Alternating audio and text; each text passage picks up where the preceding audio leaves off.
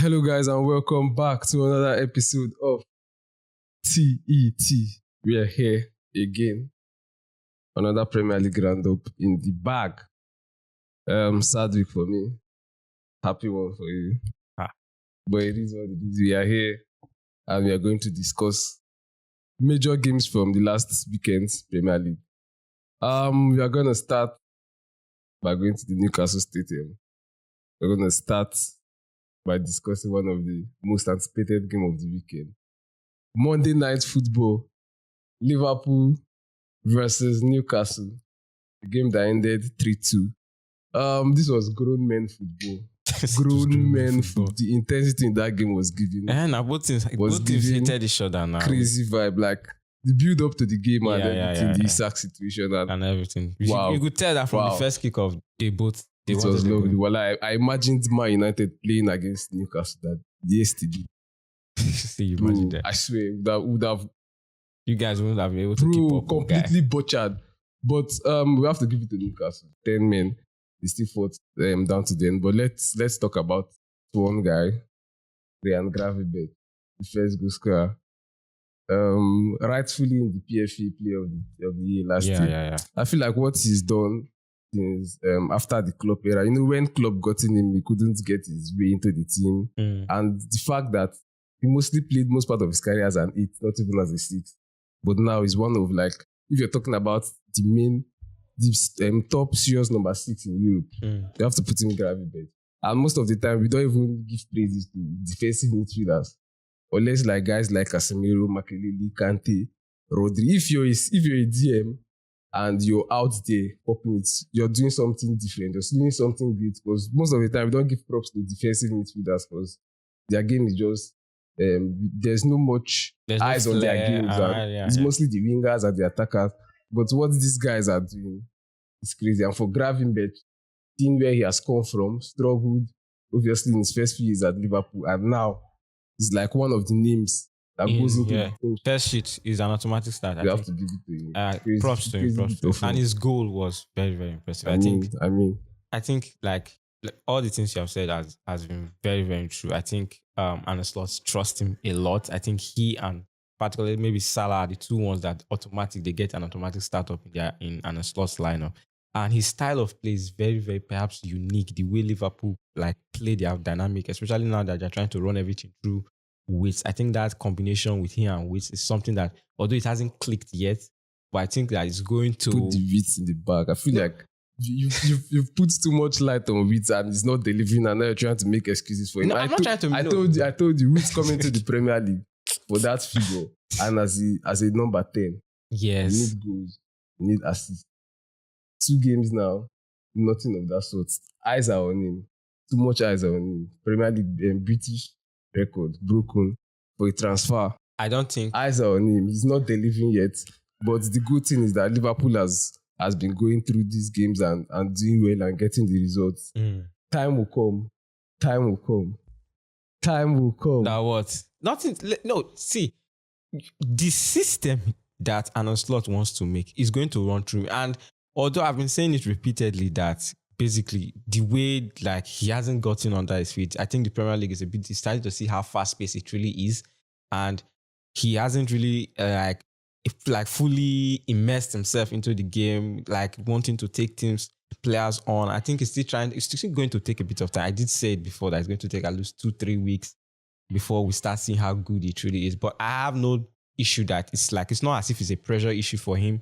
I do think that it's just a bit of time. I think let's just give him time. Let's not hurry and put the flop logo on him. But let's just take it down. Can we talk about Newcastle for a moment? Yeah. They did impress me. I think I did say that they may not make it into the top 5 or top 7, depending on if they lose Isaac. But considering the situation now, especially with Isaac looking like maybe at the end of the day he might stay, I think. But I do think like as a general team overall, they are very, very good. They are very, very aggressive. They have big boy players there. Bruno Gyokeres, Tonali, Joey Linton, and Bonds. I think they really took it to Liverpool in the game, even when they were a 10-man. They actually played better when they especially the second half, because that was his name. Was it Gordon? A foolish tackle on Van Dijk. I do think that the referee could have just let it slide a bit with the yellow card. But it is what it is. I think the game was a bit too hot. But credit to them, they did play well. From 2 goals down, they came in, drew it to 2-2, and it was just an unlucky break for them. But credit to Liverpool, they turned up and won the game. Speaking of the winner, 15-year-old. 15 or 16? 16 rather. What are 16? What are they giving 16-year-olds these days in the UK now? He's now Liverpool youngest winner. Yeah. I feel like this guy, we have to put our eyes on him. He's not getting the game time yet. Just one game. It's not one game. Well, I saw him playing the preseason. This brother. It's my first time. Sorry, it's my first time seeing him. It's my first time seeing him. Put your comments in the back there. It's my first time seeing him, and it's just one game. A cameo performance, basically. Can I speak? Go ahead. Go ahead. You need to put an eye on this guy. He's better than what you think you have just seen. Coming into the pitch and the way he took that goal as well, where he puts the ball, it shows brilliance, and it shows we are going to get to see more from him, obviously. There will be games where we play the Carabao Cups and the rest of it. Then probably your eyes will open. But I feel like he's one of those talents that when you groom properly at the club, he's going to go on and explode. Obviously. I'm not the type. I feel like he has it. We can talk about Liverpool defense as well. I feel like Newcastle, they went with a very good game plan. They were on top of Liverpool, obviously, the first half, and until even when they went down, after Liverpool scored, they were still the better team, created the most chances, created the best chances, couldn't take them. But then that's what the game is. They've gone now 2 games with 1 point. I still feel like they are going to get a few business done. They are going to bring in more strikers. They're going to bring in more attackers, and I feel like they're good to do. They'll be good. Well, we'll just have to wait and see. Basically, I do think. Well, let them know. I do think Isak is going to end up staying. Isak is going to leave. No, I don't think he's going. I think he's going to end up. The staying. brother does not want to play for them. Yeah, basically, but he doesn't have any leverage against them. Basically, he's still going off on a promise, as if with the statement he put that promises were made, or promises were broken, blah blah blah. You know how this type of things go. He's trying to force his move, but I don't think Newcastle are going to budge. Basically, they can just keep him there and pay him. At the end of the day, he's still going to come back, and I think he will end up staying with Newcastle. And basically, if he stays, he's a good addition for them. But let's just see how it looks now. So let's move on. We're going to move on to the next game. We'll go to Craven Cottage. Fulham obviously was Man United. Wow. A game that ended 1-1. A big disappointment for me. My best game. I went to that game with fire in my belly, waiting to explode, because after the display we saw against Arsenal, lots of positives obviously to take from the game. I was optimistic. But my hopes were up here.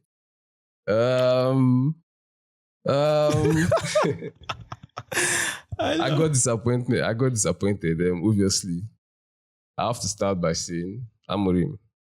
Ruben Amorim. No. I have my freaking eyes on you. No. I have my eyes on you. From when we have a game tomorrow against Grimsby, whatever, I genuinely do not care how that game is going to go, because I feel like we'll go there and win Grimsby. But if we don't win... Oh, more problems. But more now, problems. I have my eyes on Ruben Amorim. And I have to talk about it. I'm not the type of player, I'm not the type of fan that come out and ask for managers here. Obviously, you know how it went in Hag and the rest of it.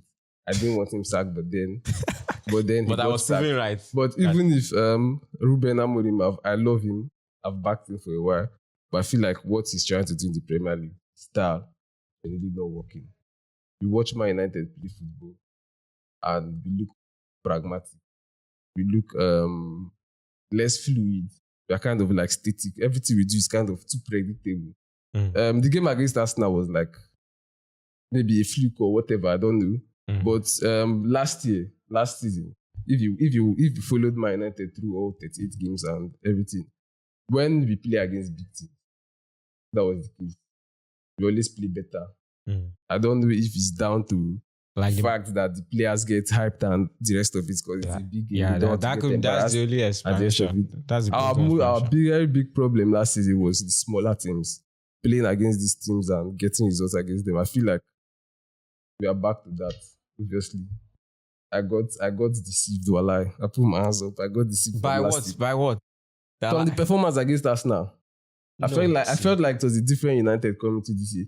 But it is a different United coming into this year. It's obviously, but generally what I saw yesterday against Fulham, there's nothing good to say about that team against Fulham. We were totally outplayed. We didn't create a single chance. And I have to put everything down to Amorim because we have Cunha, we have got Sesko, we got Mbeumo, we got two of the best wingers in the Premier League last year. And then we go into a game against Fulham. We create just one big chance. And guess where the big chance came from? From our goalkeeper, a hoof ball to Cunha. We have two of the best attackers in the league from last year. And we create just one big chance against Fulham. That came from the keeper, a hoof ball. A situation where we could not, you could imagine a situation where we could not play us from the back. Then the keeper decided to go long. And that was the biggest chance we created in a game against Fulham. There's nothing good to take from the game. There's nothing good to say about Amorim. And the fact that we went to see that game, two of our strikers on the bench. Why? Okay. Now. We needed a goal. And guess who we are bringing in? Harry Maguire. Wait. That was towards the end of the game. We had to score. Let's not go there. Two games now. Kobe hasn't played. I do think that Zexi hasn't played. Okay, the fuck are we doing? What are we doing as a club? Ruben Amorim needs to take a seat back and try to adapt. He genuinely needs to adapt. We need to change things. We can't continue playing like this. We cannot continue playing like this. Bro, Fulham just gave the whole Premier League team the blueprint. They gave them the blueprint. If you watched the press conference after the game, the Fulham manager, he said we play too many in the midfield. So what they had to do was overload the midfield. And then they know the defenders are going to jump into beat. So space is in behind. Exactly what they did. If they had better quality, that's the general weakness with that. They would have won the system. game. Generally, if they had better quality, they would have won the game. So every single manager in the league now has the blueprint. You go in next week against Burnley. Imagine. I do expect them to win. No, I do expect them to win that game. Let's not get something has to change. Something you cannot be persistent with failure. You're trying something and it's not working. You have to change it. You genuinely need to change. I'm not saying change the whole principle or everything. Bro, we genuinely cannot keep playing like this. We need more fluidity. We need to start creating chances. It's not working. We need to do something else. Okay, wait now. So first of all, I don't want to be on that bandwagon of Amorim out yet. I like him. No, I'm not saying he should be, but I have my eyes on him now. There are certain fans within your fan base that are basically calling for him to be sacked. And it's justifiable. No, I don't think it's justified yet. It's 2 games in now. Let's not get it. I'm the one that usually calls for managers to be sacked now when it comes to the 30 games and 24% win rate in 30 The past games. is the past now. 24% win rate in 30 games. Calm down now. The past is the past now. We're in new season. It's a fresh start. It's a fresh start now. And how has that gone? It's 2 games in now. There are still more games to play now. It's 2 games in now. 5 points gone. Okay, calm down. Let's keep it on the game first. Now, Amorim, I do believe that 3-4-2-1 system that he usually plays is not working at the moment. I do agree that he has to change it. You guys have players that can play the basic 4-3-3 system with Cunha and Mbeumo on the wing. I do agree. The only person that I feel that is benefiting from this system is what's his name? Cunha, Mason Mount, and Delete. I do believe that with this system, I've seen a bit of improvement from Mason Mount, Cunha. Cunha is a beast anyway. And Delete. I do think that those 3 guys are the ones flourishing from this. But at the same time, it's the rest, it's the pack. Bruno is being played out of position. He can't play that 8 together with it. He has to play that basic number 10. But at the same time, that means Mason Mount would be in the lineup. And for some reason, Amorim likes Mason Mount. He keeps picking him, he keeps starting him. And basically, Mason Mount, the 2 performances I've seen so far have been impressive for me. I do think that basically the defense could be a bit of an issue. I don't trust Luke Shaw, and I like Lenny Euro and Delete at the same time, but that's the goal that Fulham scored was because of basically Delete just couldn't do anything, just allowed the ball to pass. And Fulham, credit to Fulham, they did figure out that this is the weakness basically from that system. overloaded the wings, the midfield, basically took advantage of wing play, and they just did what basically any opposition team would do to Man United, basically. But the issue is now, can Man United improve quickly? Is Amorim willing to basically change something? We saw something similar with Postecoglou. He was basically stubborn, didn't want to change his system, and basically now, although he ended up winning something at the end of the day, but if you ask any Tottenham fan, they will tell you that basically they are playing Tottenham fans football, they are playing good football, more fluid possession and everything. But the thing is that is Amorim that kind of basically stuck on his own principle, or will he be willing to change basically? If he stays stuck. He looks stuck. If he stays stuck, then he should have his eye on the door. Because it's generally not going to work. We have great players, and then we are making them look bang average. I told you. It's really concerning. You cannot keep playing Bruno Fernandes as a double pivot. Yeah. It's not going to work. This guy is the best creator in the league. He's the best number 10 in the league. But play him further up, play him closer to goal. That's where you're going to get output. I genuinely do not care whether we people say go and get Baleba, whatsoever. If we bring in Baleba into the same system, the problems are going to be there. It's down to the system. Do you even have the money to basically bring him in? It's down. That's the issue, sir. It's Manchester United. They said we didn't have the money for Sesko. How much have we splashed? But then that's not the conversation. The conversation is about Amorim and bringing in solutions. I feel like it's majorly down to the system. Amorim needs to be loose. He needs to think. He needs to tweak. Changes has to be made. We genuinely cannot go into the next game playing like this. So what basically type of change are you expecting him to change now, basically? Do you expect him to still maybe try that 4-3-3 basically and put Bruno in? It's not even about formations 4-3-3 or 3. It's the principle. It's the principle behind it. We look too stuck. There's no fluidity. There's no creativity down the. It's not even about it. It's about fluidity. There's no movement. There's no interchange. No, we saw movement in the first game against Arsenal. We saw movement. We saw that they could play. Why couldn't they do it against Fulham? A lesser opponent. Every day is in Christmas. Every day is in Christmas. Okay, that's the issue now. Back to back. Let's genuinely be real. Okay, let's be real. I do think, especially now. This was the same problem we had last year. Defensively and the ability to score. So like you guys. The ability to create chances, the ability to play out. But you guys can play out now. We couldn't do nothing against. No, see. We could not sustain possession. We don't sustain possession. Yeah. I think we did that against Arsenal. I don't know how we managed to do that. But we've come now against Fulham. A weaker opposition. A team that we are better than 100%. If we go individual for individual, position for position, we are the better team. Why can't we do it against Fulham? Why? These are questions to Ruben Amorim. Ruben, if you ever come across this video, alive, I beg you. I beg you in the name of God. I don't want you gone. I love him. I love the changes he's making in the background, the culture and everything. But we need to see changes on the pitch. That is where it matters a lot. Where are we on the table? I've not looked at the table in my life. I swear on my life. Is it the time to look at the table? I swear on my life. You're looking at the table. What are you looking at the table for? I've not looked at the table. You pick 1 point. 1 point. That's what you put. 1 point. But for Fulham, I feel like it's a good day. I do think 1 point against amazing. 1 game against 1 point against United. It's a good result for them. They've got a good manager, obviously, Marco Silva, and I feel like they will go on to. Let's give a shout out to our Nigerian brother Alex Iwobi. Let's give a shout out. He balled. That guy is a baller. That guy balled for that in that game. So let's move on. Let's move on to the next game. Let's go to the Etihad. Oh God. Man City. This is Spurs home now.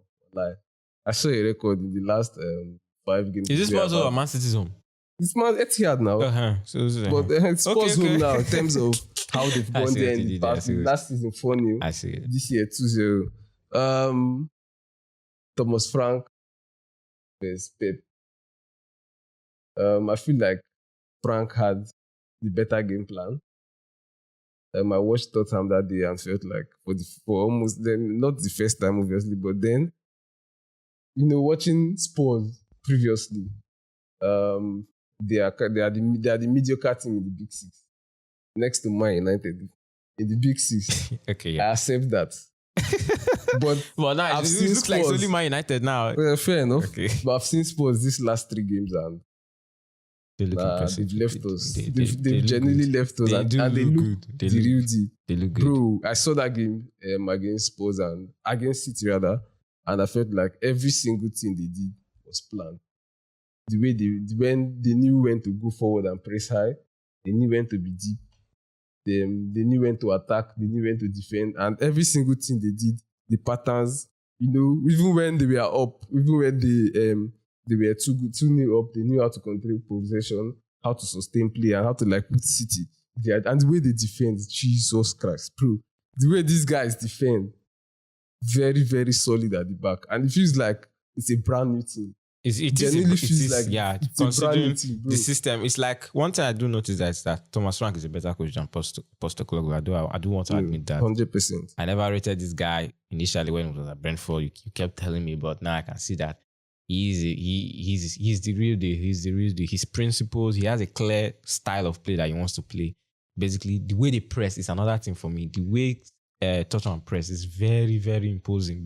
Basically, they were up in Man City's face and basically ruined the rhythm of Man City. Man City couldn't get into that dominating possession style of play because they couldn't even win the ball back. Even when they lost it, they couldn't win the ball back because Tottenham were so good in keeping the possession of the game and winning, closing in, that if they lost it, they were able to close them down quickly.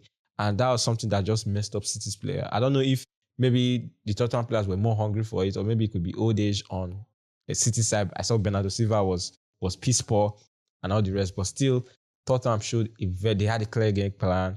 They do look good all around. Mohamed Kudus, I love this guy. I genuinely love this player. Every time he had the ball, like he was impressive for me basically. So I do think that Tottenham look good. I think they might finish in the top 4. I genuinely think so. They will definitely finish in the top 4 for me. But it's just that, can we say Man City are in crisis? Is it the right time to say Man City are in crisis? Or is it too early to? I feel like this is the same City we saw last. No improvements. I'm not saying in terms of improvement. I feel like they are quite inconsistent. They haven't gotten. But that's the issue. What's the formula? Is it Pep? Bro, the way Man City play, I feel like I generally watch Pep and sometimes I feel like he overthinks. Are you I saying feel like he overthinks and tries to analyze? City in possession. They are one of the best teams, like in terms of the way they circulate the ball and keep the ball and the rest of it. But I feel like when it's now time to like create important chances, they look toothless. Yesterday, against Spurs, they generally looked toothless in attack and everything. Playing Mamamouche in the wing, like Pep Guardiola should never do that again. Mamamouche on the wing, it's never going to work. So it's never going to work. He plays best as a 10 now. But they do have a new 10 I feel like those type of profiles, you kind of like get first 9-ish. Yeah, where you want to put them, because at the same time, if you play them in midfield,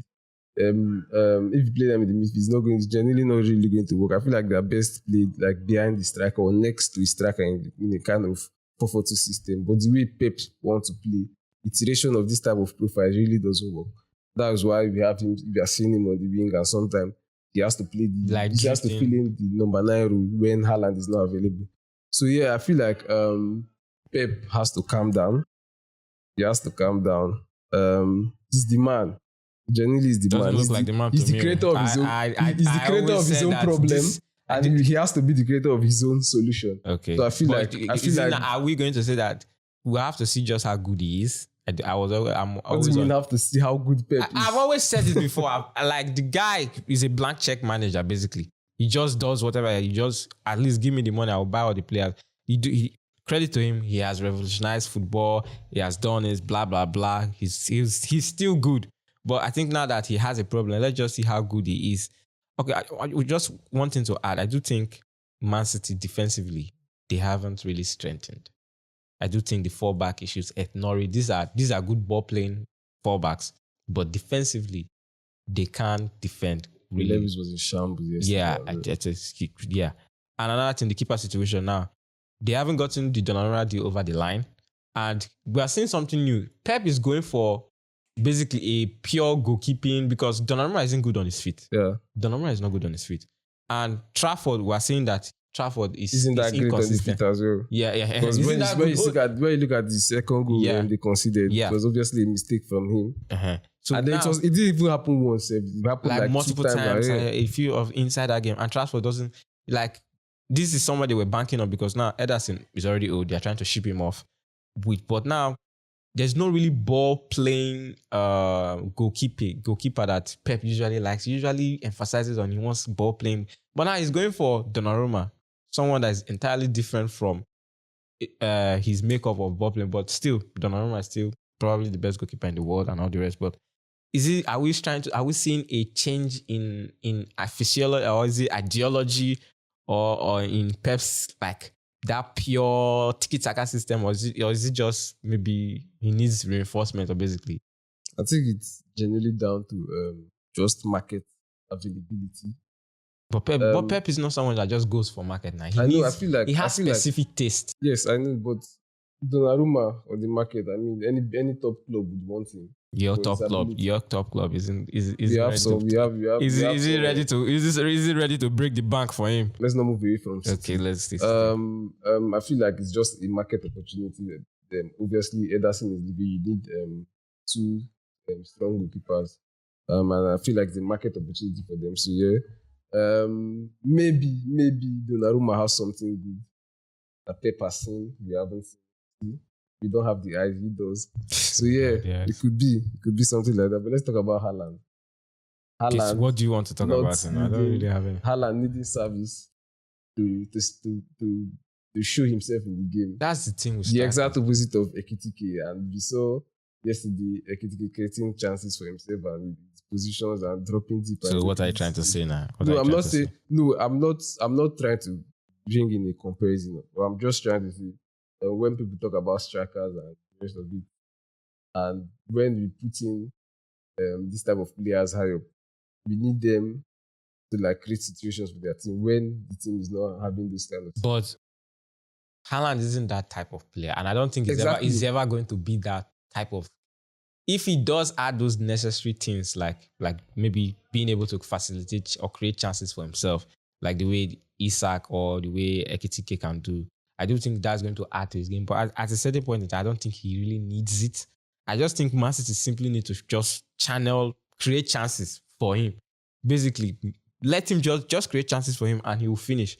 The issue with Haaland is that why we see that most of the time in these big game situations, he looks average, like non-existent, is because City, like, they don't funnel in those passes to him. They don't create chances for him. They just basically playing. And with KDB gone now, we're looking at Ryan Shekri, but I don't think Ryan Shekri is really, really up there with Kevin De Bruyne in terms of IQ or ability. He's a good player, but for me, I think that Haaland is someone that can play the pass once. Like, can find him, even if he's at a disadvantage, like, can still play that pass in behind to be between the players. Just create something. That's just what he needs. And if the ball is in the box, we know how good he is. There's no denying that. The issue that is most of the time we're still going to see more of these performances from Haaland over time, and that we need to get used to it. There's nothing we can do currently at the moment. Maybe he could go in and say try and learn, but I don't think Haaland is someone who's willing to like change his makeup or his style of play just because some fans are calling him piss poor and all the rest. No, I don't think City will need to find ways of creating chances for him.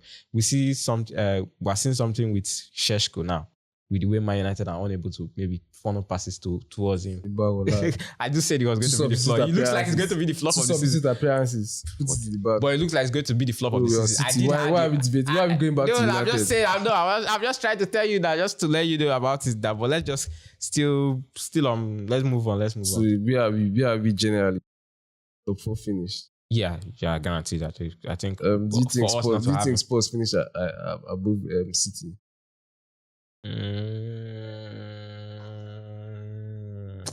Nah. I do think that City have the firepower to overwhelm small teams. I do think City have. Don't get me wrong. Spurs are a good team. It's just that over a certain period of time, can they keep up? We still need to see them. Can they go like a run of games and win? Because we do know Man City have the ability to just go on a tear, especially if they have easy fixtures. They can basically go on a run and win games and they keep up points. But I do think I still have them. I do have thoughts on finishing it off. I do think they're better than Chelsea. I don't want to go over there, but I do think let's Chelsea. Let's move on. Let's go on to the Emirates. Oh, it's like this, lah. It's like this, lah. Big Gyoke. I call him Big Gyoke. Dunking on Leeds, Big Gyoke. Oh, I love that guy. Arsenal, Best striker in the world. 5-0 dumping on Leeds, obviously. I'm going to give you the floor. What can I say? I love Arsenal. I do. I think this season they really are the team to beat for me in my eyes. Although they have looked flat in certain areas, but now they have the firepower. They completely tore Leeds apart. Although we saw a bit of worries with Saka and Odegaard going off injured, but now they have gotten Eze. They've gotten a good guy, like a quality player now. And I feel that this season they really have to get over the line. They really have to get some trophies in. They do have to, like, we'll see how good they are in their next match against Liverpool. We'll see just how good they are. But I do love Arsenal. Vitor Gyokeres for me was what a goal. That his first goal. What an amazing goal. That's what we know him for. I don't think Haaland can do that too. I don't think Haaland can do that. That goal that he did. But let's just keep it. I do think that now he's opened his account and he's still going to grow in confidence over time. I do think Arsenal still need to create more chances for him to allow him let him be the pinpoint of the attack. Just get the box to him and score. I think Arsenal defensively they look solid as ever before. Their corner tactics, that's going to be a worry for teams. I swear to God, that's going to be a huge worry for teams with the way they have the ability to score from corners and set pieces. I think that's a huge. I think it's the added value to their offense. But I just think Arsenal all around they look good for me. They look like my pick. They are going to surprise me. But with the way Liverpool are playing, with the way Arsenal are playing, I don't know. Let's just see how it goes. But what do you think? They've been moving crazy because they beat Leeds, obviously. Fair enough. We did beat Man U. Fair enough to Arsenal. 3 points in the bag. Good game. 5-0. Clean sheets. Good game as well to start part of the goals and the rest of it. I feel like Gyokeres first goal, in as much as you can put in all the hype, I feel like it's a one-off situation for me. I feel like those type of situations are not going to come much in the league. Obviously, they came up against Leeds. They're a very low team. And nothing against Gyokeres and nothing to take away from the goal that he scored. But I feel like that type of situation doesn't occur too much in the league. I feel like I still need to see him do more out of those kind of situation that he thrives in. Fair enough to Arsenal and obviously 3 points in the bag and then it is what it is. But the game against Liverpool, I feel like both teams have not yet found their rhythm yet.